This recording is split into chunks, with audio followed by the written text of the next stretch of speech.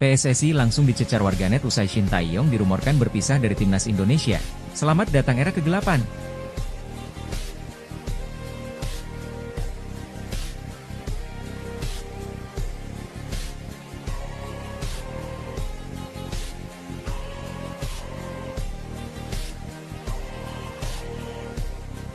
Kata pelatih Oxford United soal transfer calon pemain timnas Indonesia Ulla Romeni dari FC Utrecht.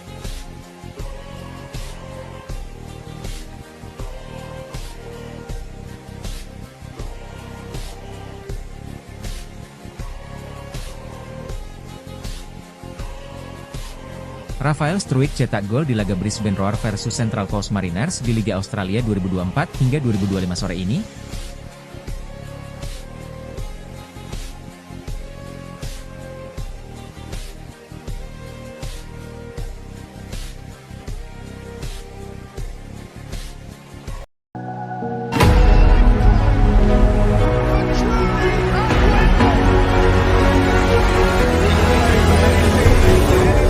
Semua ini bermula dari komentar salah satu anggota Exco PSSI, Chairul Anwar di akun Instagram pribadinya. Dirinya mengucapkan kalimat terima kasih kepada Shin Tae-yong. Pria asal Tulungagung tersebut menegaskan pelatih asal Korea Selatan tersebut tetap menjadi bagian dari transformasi sepak bola Indonesia.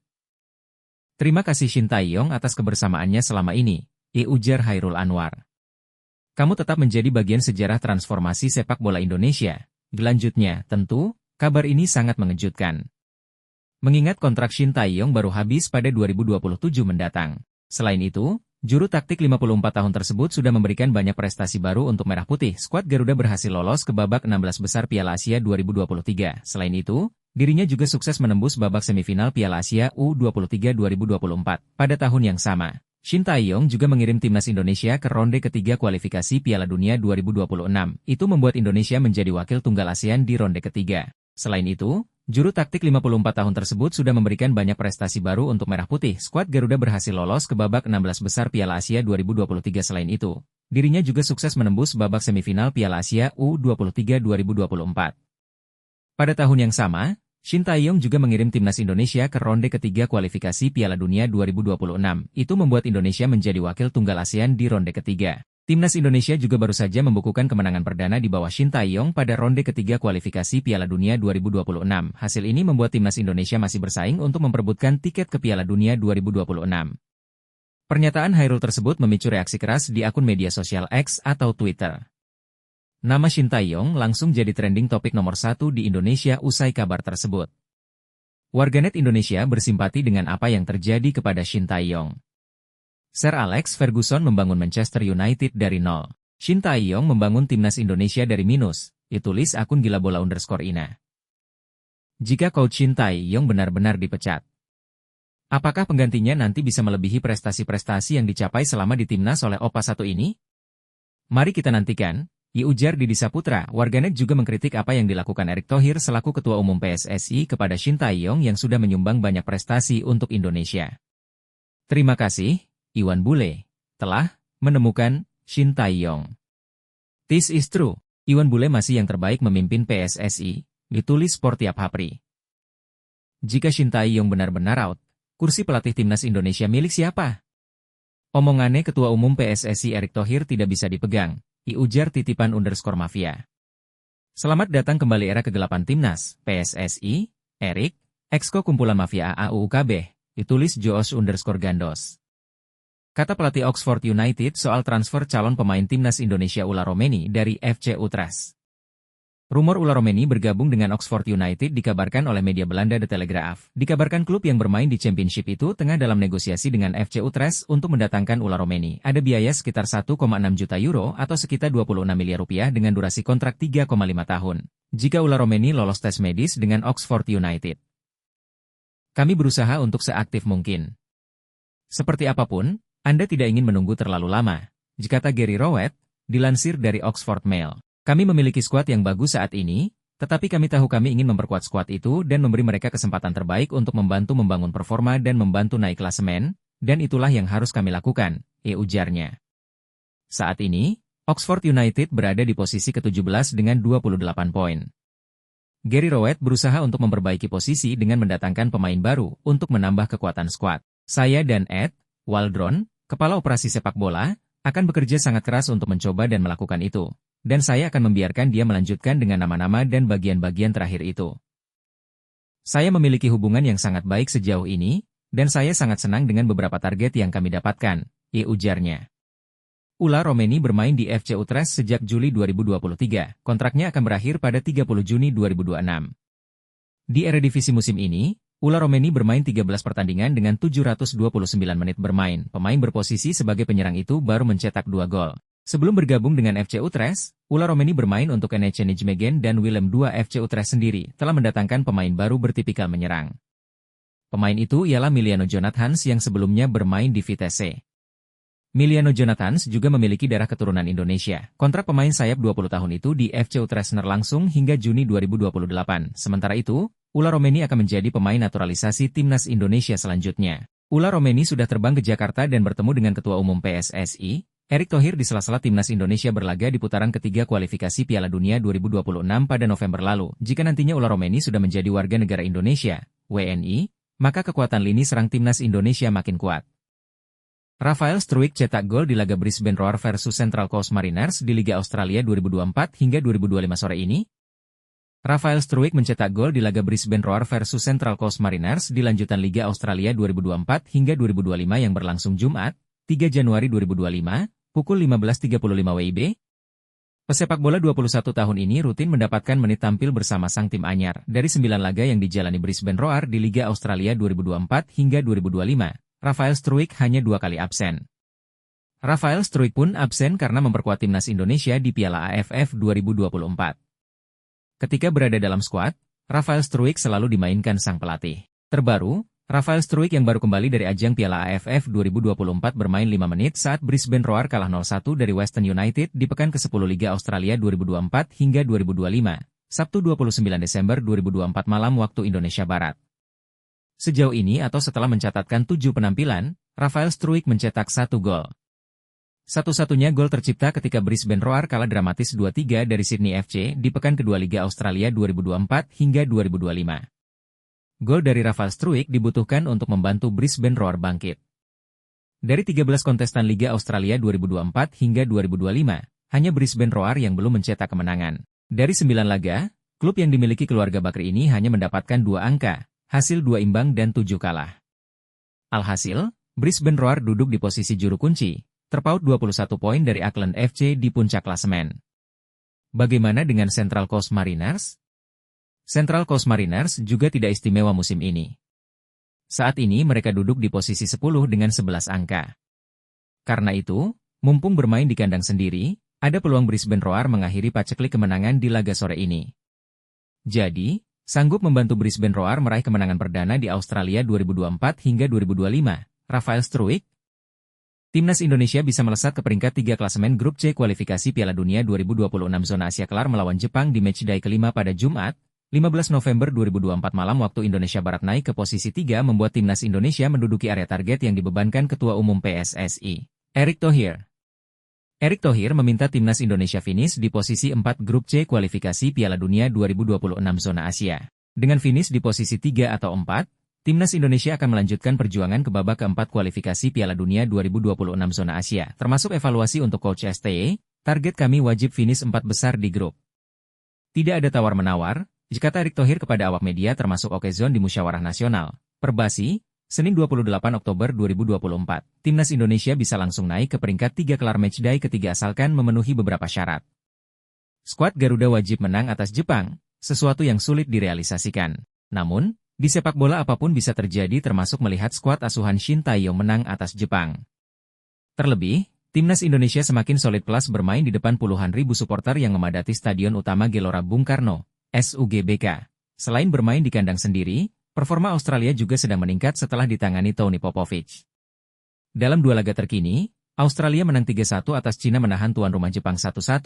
Tim yang di 3 laga awal selalu menang meyakinkan. Di sisi lain, bukannya Arab Saudi juga ditangani pelatih anyar Hervé Renard? Benar, namun kondisi yang dialami Arab Saudi jauh berbeda ketimbang Hervé Renard menangani Green Falcons, julukan timnas Arab Saudi, pada 2019 hingga 2023.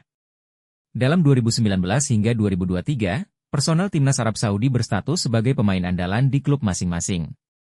Namun, Terhitung musim panas 2023, banyak pemain timnas Arab Saudi yang menjadi cadangan di klub masing-masing. Efek kehadiran banyak pesepak bola top dunia di Liga Arab Saudi, kondisi di atas yang dikeluhkan pelatih timnas Arab Saudi setelah dan sebelum Hervé Renard, Roberto Mancini. Karena itu, potensi Australia melanjutkan tren positif saat bersua Arab Saudi terbuka lebar.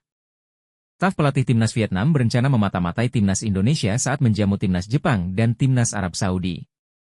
Itu merupakan bagian dari program persiapan jelang Piala AFF 2024. Pelatih Kim Sang-sik tampak tak setengah-setengah dalam mempersiapkan timnya jelang bergulirnya Piala AFF pada 8 Desember 2024 hingga 5 Januari 2025. Ia mengaku akan datang langsung ke Indonesia. Untuk persiapan Piala AFF 2024, saya dan federasi bekerja sama untuk menganalisa lawan-lawan di grup B melalui video pertandingan terbaru dari para calon lawan, ujar Kim, dilansir dari The Tao, Jumat, 1 November 2024. Saya dan tim pelatih masih terus mengikuti proses persiapan dari tim-tim, seperti Indonesia dan Filipina, imbu pria asal Korea Selatan itu. Bulan November ini saya akan berangkat ke Indonesia dan Filipina untuk menonton pertandingan mereka. Ditandasnya, Vietnam memang tergabung dengan timnas Indonesia dan timnas Filipina di grup B Piala AFF 2024. Selain itu, ada pula timnas Myanmar dan timnas Laos. Indonesia akan melakoni 2 laga lanjutan putaran ketiga kualifikasi Piala Dunia 2026 zona Asia. Skuad asuhan Shin Tae-yong akan menjamu Jepang, 15 November, dan Arab Saudi, 19 November, di Stadion Utama Gelora Bung Karno, Jakarta. Sementara itu, Filipina akan melakoni laga persahabatan melawan timnas Hong Kong pada FIFA Matchday November 2024. Kim berharap dapat mengumpulkan sebanyak mungkin informasi dari lawatannya.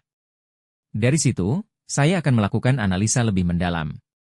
Kami tidak punya keraguan terhadap lawan kami dari Indonesia, kata Kim. Berbeda dengan timnas Indonesia dan Filipina yang akan bertanding bulan ini, Vietnam justru memutuskan untuk tidak menggunakan jatah FIFA Matchday sebagai ajang uji coba melawan negara lain. The Golden Stars memilih menggelar pemusatan latihan, TC, di Korea Selatan. Poinnya full, meraih kemenangan, kata Arya Sinulinga kepada awak media, termasuk Okezone, Rabu 30 Oktober 2024. Kalau gak mau, kesulitan, kita lawan Arab Saudi juga harus menang. Jepang ya kita harus dapat ya mudah-mudahan dapat poin. Sehingga kita bisa masuk di 4 besar, dilanjut Arya. Dalam wawancara dengan media Korea Selatan Nate, Shin Tae-yong belak-belakan menyebut Jepang sebagai lawan tangguh. Namun, ia paham betul dengan karakter Jepang karena sudah bertemu sejak bertugas sebagai pemain. Sebenarnya Jepang mempunyai kekuatan yang sulit diatasi, namun saya tahu bagaimana menghadapinya sejak saya masih aktif sebagai pemain, kata Shin Tae-yong mengutip dari Nate, Selasa 29 Oktober 2024. Saat menjadi pelatih, Shin Tae-yong sudah 3 kali bertemu timnas Jepang. Dari 3 pertemuan itu, Shin Tae-yong hanya mengantarkan skuad asuhannya meraih 1 menang dan 2 kalah. Laga pertama Shin Tae-yong bersua Jepang terjadi di final Piala Asia U23 2016 pada Januari 2016. Menangani timnas Korea Selatan U23, Shin Tae-yong harus rela melihat skuad asuhannya tumbang 2-3 dari Jepang U23 sehingga gagal menjadi juara. Lanjut ke akhir 2017, Shin Tae-yong membalaskan dendam. Menangani timnas Korea Selatan senior di partai penentu AFF 2017, Piala AFF-nya Asia Timur, skuad Shin Tae-yong menghancurkan tuan rumah Jepang dengan skor 4-1. Kemenangan ini mengantarkan timnas Korea Selatan keluar sebagai juara AFF 2017. Pertemuan terakhir Shin Tae-yong dan Jepang terjadi di matchday pamungkas grup D Piala Asia 2023 pada Januari 2024. Timnas Indonesia yang dipimpin Shin Tae-yong kalah 1-3 dari Jepang. Meski kalah, timnas Indonesia tetap lolos 16 besar Piala Asia 2023. Bagaimana dengan lawan Arab Saudi? Shin Tae-yong melihat timnas Indonesia punya modal memenangkan pertandingan. Arab Saudi adalah tim yang layak, bagi kita, mengincar kemenangan di kandang sendiri, tegas pelatih asal Korea Selatan. Setidaknya ada 3 modal timnas Indonesia meraih 4 poin melawan Jepang dan Arab Saudi. Faktor pertama adalah bermain di kandang sendiri. Dukungan sekira 70.000 penonton di Stadion Utama Gelora Bung Karno, SUGBK, seharusnya meningkatkan mental dan motivasi bermain Tom Haye dan kawan-kawan. Kelvin Verdong serta kolega pantang mengecewakan pencinta sepak bola tanah air yang memiliki ekspektasi tinggi. Faktor kedua adalah banyak pemain keturunan di skuad timnas Indonesia. Secara level, personal timnas Indonesia tak inferior ketimbang Jepang, terlebih atas Arab Saudi. Ambil contoh penyerang andalan timnas Jepang adalah Koki Ogawa. Koki Ogawa saat ini bermain untuk NEC Nijmegen, alias satu tim dengan Kelvin Verdong. Sementara dengan timnas Arab Saudi, Level Tom Haye sejatinya bisa dibilang lebih tinggi ketimbang skuad Green Falcons, julukan timnas Arab Saudi yang mayoritas bermain di Liga Arab Saudi 2024 hingga 2025. Alasan lain adalah motivasi tinggi. PSSI telah meminta kepada pelatih Shin Tae-yong untuk membawa tim nasional. Timnas Indonesia finish 4 di grup C babak ketiga kualifikasi Piala Dunia 2026 zona Asia. Menanggapi target tersebut, Shin Tae-yong menyanggupi karena memang sejak awal targetnya adalah mengincar posisi 4 besar. Lantas apakah sejauh ini timnas Indonesia sudah berada di zona aman alias berada di dalam target 4 besar? Timnas Indonesia saat ini tengah berjuang untuk bisa mengincar 4 besar tersebut. Ya, 4 besar menjadi target utama karena dapat memberikan timnas Indonesia peluang main di Piala Dunia 2026. Posisi 1 dan 2 sejatinya bisa lolos langsung, sedangkan peringkat ketiga dan keempat bakal berjuang di kualifikasi babak keempat. Karena alasan itulah, finish 4 besar memang menjadi target yang diberikan kepada Shin Tae-yong dari Ketua Umum, Ketum, PSSI, Erick Thohir. Target itu dinilai realistis, mengingat saat ini skuad timnas Indonesia dihuni oleh pemain-pemain anyar. Menyoal target itu, Shin Tae-yong pun memang sepakat dan bertujuan membawa timnas Indonesia finish 4 besar. Juru taktik asal Korea Selatan ini mengaku telah berdiskusi mendalam dengan Ketum PSSI, Erick Thohir terkait hal tersebut. Saya juga berpikir sama, finish 4 besar.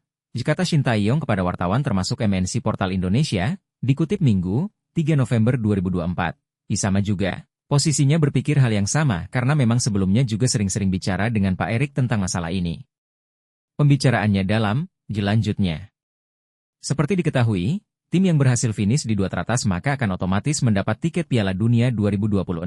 Untuk yang finish posisi 3 dan 4 masih memiliki kesempatan dengan berjuang lewat babak keempat kualifikasi Piala Dunia 2026 zona Asia. Finish di posisi 3 dan 4 yang menjadi target realistis untuk timnas Indonesia. Mengingat di 6 laga tersisa, skuad Garuda duduk di posisi 5 dengan koleksi 3 poin, sama seperti Cina yang ada di urutan terakhir. Hanya saja, timnas Indonesia terpaut 2 angka dari Australia, Arab Saudi, dan Bahrain yang berada di posisi 2-4. Sehingga, kans untuk merangsek naik masih cukup terbuka, tapi rintangan yang harus dilewati timnas Indonesia cukup berat. Terdekat, skuad Garuda akan menjamu Jepang pada 15 dan Arab Saudi pada 19 November 2024 di Stadion Utama Gelora Bung Karno, SUGBK, Senayan, Jakarta.